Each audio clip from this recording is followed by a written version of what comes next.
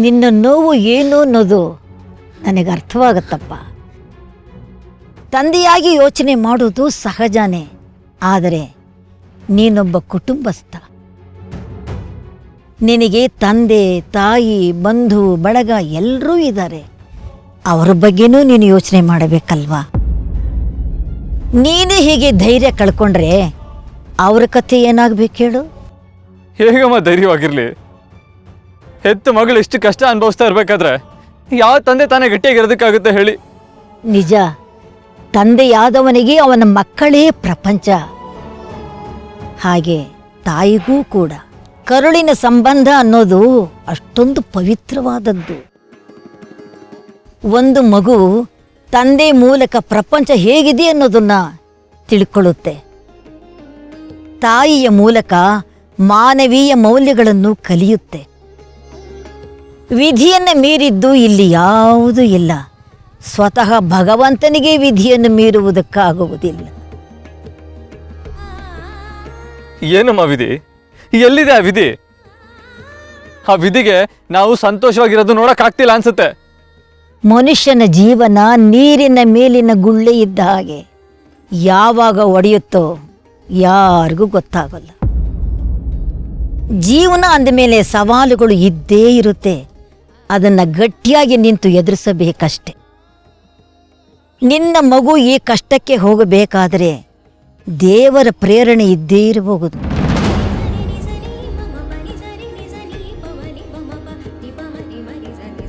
ಕೆಲವು ಸಮಸ್ಯೆಗಳು ಹೇಗೆ ಬರುತ್ತವೆ ಅನ್ನೋದನ್ನು ಊಹಿಸೋಕ್ಕೂ ಸಾಧ್ಯವಿಲ್ಲ. ನಿನ್ನ ಮಗಳು ಸಮಸ್ಯೆಗಳನ್ನು ಎದುರಿಸ್ತಾ ಇರಬಹುದು, ಆದರೆ ಈಗ ಬಂದಿರೋ ಸಮಸ್ಯೆ ನಿನ್ನ ಮಗಳನ್ನು ಕಾಪಾಡಬಹುದು.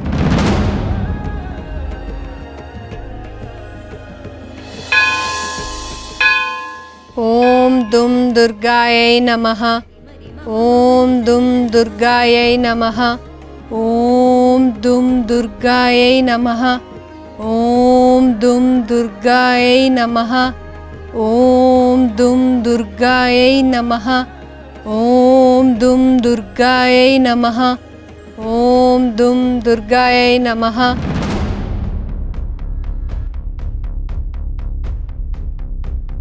ಏನಿದು? ಏನಿದು ದೈವಿಕ ಸ್ಪಂದನ? ಓಂ ದುಂ ದುರ್ಗಾಯೈ ನಮಃ. ಓಂ ದುಂ ದುರ್ಗಾಯೈ ನಮಃ.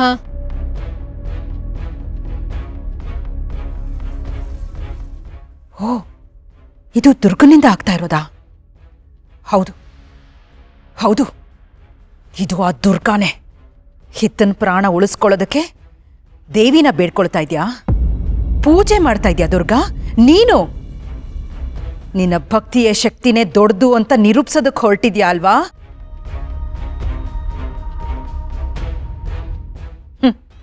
ಆದ್ರೆ ನಾನು ಹೆಣೆದಿರೋ ಸಂಮೋಹನದ ಜಾಲನ ತುಂಡರಿಸೋದಕ್ಕೆ ನಿನ್ನಿಂದ ಖಂಡಿತ ಸಾಧ್ಯ ಇಲ್ಲ ದುರ್ಗಾ.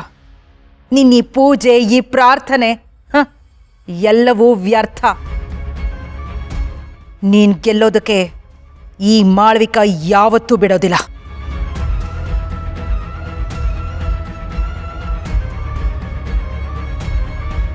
ನಿನ್ನ ಈ ಭಕ್ತಿಯ ಶಕ್ತಿಗಿಂತ ಈ ಮಾಳ್ವಿಕಳ ತಂತ್ರಶಕ್ತಿ, ದುಷ್ಟಶಕ್ತಿನೇ ಎಷ್ಟು ಪ್ರಬಲವಾಗಿದೆ ಅಂತ ನಾನ್ ತೋರಿಸ್ತೀನಿ.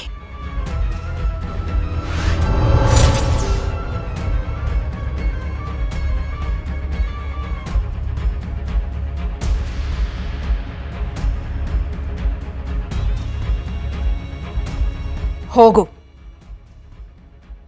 ಆ ದುರ್ಗಾಳ ಏಕಾಗ್ರತೆಯನ್ನ ಭಂಗಗೊಳಿಸು, ಅವಳ ಪೂಜೆಯನ್ನ ಧ್ವಂಸಗೊಳಿಸು, ಅವಳ ಪ್ರಾರ್ಥನೆ ದೇವಿಯ ಚರಣಗಳನ್ನ ತಲುಪದಂತೆ ಮಾಡು.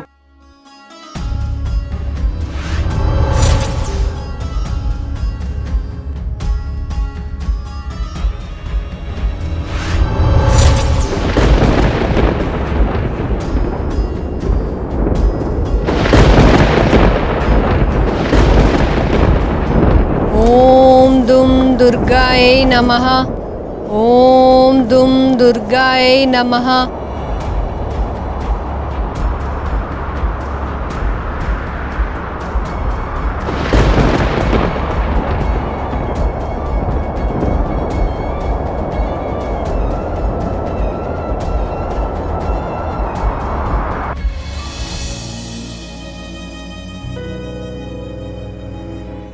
ಚಿನಿ, ನಾನು ನಿನ್ನ ಎಷ್ಟು ಇಷ್ಟಪಡ್ತೀನಿ ಅಂತ ನಿನಗೂ ಗೊತ್ತಲ್ವಾ? ನಿನ್ನ ಈ ಮುದ್ದಾದ ಮುಖ, ನಗು, ನಿನ್ನ ತೊದಲು ನುಡಿ, ಇಡೀ ಜಗತ್ತಲ್ಲಿ ನೀನೇ ನನಗೆ ಜೀವ ಕಣೆ. ಆದರೆ ಏನು ಮಾಡಲಿ, ನನ್ನ ಹಣೆ ಬರಾನೇ ಸರಿ ಇಲ್ಲ. ನನಗೆ ನಿನ್ನ ಜೊತೆ ಇರೋಕ್ಕಾಗ್ತಿಲ್ಲ. ವಿಧಿ ನಮ್ಮಿಬ್ರನ್ನು ದೂರ ಮಾಡಿಬಿಡ್ತು.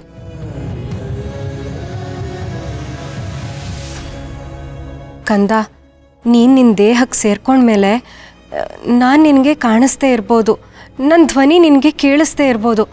ಆದರೆ ಒಂದು ಮಾತನ್ನ ನೆನ್ಪಿಟ್ಕೊ, ನೀನು ಎಲ್ಲೇ ಇದ್ರೂ ಹೇಗೆ ಇದ್ರೂ ಈ ಅಮ್ಮ ಯಾವಾಗಲೂ ನಿನ್ನ ಜೊತೆನಲ್ಲೇ ಇರ್ತಾಳೆ. ನಿನ್ನ ನೆರಳಾಗಿ, ನಿನ್ನ ಉಸಿರಾಗಿ ಯಾವಾಗಲೂ ನಿನ್ನ ಕಾಯ್ತಾನೆ ಇರ್ತಾಳೆ. ನೀನು ನನ್ನ ನೋಡೋಕ್ಕಾಗದೇ ಇದ್ರೂ ನಾನು ದಿನ ನಿನ್ನ ನೋಡ್ತಾನೆ ಇರ್ತೀನಿ.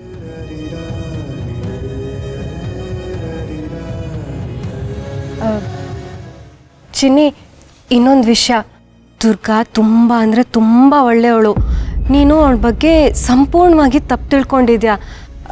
ನಿನಗೆ ಅವಳ ಮೇಲಿರೋ ಕೋಪಕ್ಕೆ, ಸಿಟ್ಟಕ್ಕೆ ನೀನು ನಿನ್ನ ಜೀವದ ಜೊತೆ ಆಟ ಆಡೋದು ಸರಿ ಅಲ್ಲ ಚಿನ್ನಿ. ಇದರಿಂದ ಮನೆಯವ್ರು ಎಲ್ರಿಗೂ ಎಷ್ಟು ನೋವು ಆಗ್ತಿದೆ ಗೊತ್ತಾ? ಅಪ್ಪಂಗೆ, ತಾತಂಗೆ, ಶಾನ್ವಿ ಅತ್ತೆಗೆ ನೀನು ಅಂದರೆ ಜೀವ. ನಾನಂತೂ ನಿನಗೆ ತಾಯಿ ಪ್ರೀತಿನ ಕೊಡೋಕ್ಕಾಗಲಿಲ್ಲ. ಆದರೆ ದುರ್ಗಾ ತಾಯಿ ಸ್ಥಾನದಲ್ಲಿ ನಿಂತು ನನಗಿಂತ ಜಾಸ್ತಿ ನಿನಗೆ ಪ್ರೀತಿ ಕೊಡ್ತಿದ್ದಾಳೆ. ನಿಜ ಹೇಳ್ತಿದ್ದೀನಿ ಚಿನ್ನಿ, ದುರ್ಗಾ ಅಂತ ಅಮ್ಮ ಪಡೆಯೋದಕ್ಕೆ ನೀನು ಪುಣ್ಯ ಮಾಡಿದ್ಯಾ. ದುರ್ಗಾ ಯಾವತ್ತೂ ನಿನಗೆ ಹರ್ಟ್ ಮಾಡಿಲ್ಲ, ಮಾಡೋದೂ ಇಲ್ಲ. ಪ್ಲೀಸ್ ನನ್ನ ಮಾತು ನಂಬು. ಇಲ್ಲ ಅಮ್ಮ, ನಾನು ಇಷ್ಟು ದಿನ ನಿನ್ನೆಂಪಲ್ಲ ಕಾಲ ಕಳೆದಿದ್ದೀನಿ. ನಾನೀಗ ನೀನು ಹೇಗೆ ಬಿಟ್ಟೋಗ್ಲಿ? ನಂಗೆ ನೀನು ಬಿಟ್ಟೋಗೋಕ್ಕೆ ಇಷ್ಟ ಇಲ್ಲ.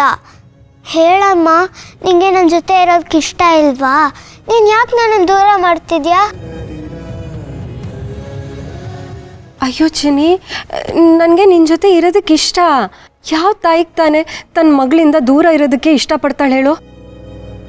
ನಾನು ಮೊದಲು ನಿನ್ನ ಜೊತೆನಲ್ಲೇ ಇದ್ದೆ, ಮುಂದೇನೂ ಇರ್ತೀನಿ. ಆದರೆ ನೀನು ಈ ಅವಸ್ಥೆನಲ್ಲಿ ಇರಬಾರ್ದು.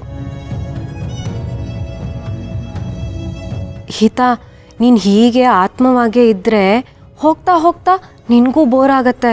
ನೀನು ಯಾರ ಹತ್ರನೂ ಮಾತಾಡೋಕ್ಕಾಗಲ್ಲ, ನಿನ್ನ ಫ್ರೆಂಡ್ಸ್ ಜೊತೆ ಆಟ ಆಡೋಕ್ಕಾಗಲ್ಲ, ನೀನು ಸ್ಕೂಲ್ಗೂ ಹೋಗೋಕ್ಕಾಗಲ್ಲ, ಏನೂ ಮಾಡೋಕ್ಕಾಗಲ್ಲ. ಆಮೇಲೆ ನೀನು ಪೂರ್ತಿಯಾಗಿ ಒಂಟಿಯಾಗಿ ಹೋಗ್ತೀಯ.